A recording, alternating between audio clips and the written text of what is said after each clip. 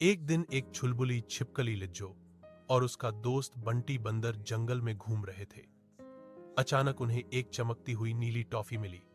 दोनों ने सोचा टॉफी खाने से सुपर पावर मिल जाएगी। लिज्जो ने टॉफी चूमी तो वह रॉकेट की स्पीड से दौड़ने लगी। Fit fit fit. बंटी ने टॉफी ली तो उसकी लंबी पूंछ स्प्रिंग बन गई। Boeing Boeing. दोनों हंसते कूदते जंगल भर घूमने लगे। पर फिर एक तोता बोला, यह टॉफी तो तुम दोनों के लिए फ्रेंडशिप पावर थी। और तब लिज्जो और बंटी समझ गए कि सबसे बड़ी पावर उनकी दोस्ती ही है। दी एंड।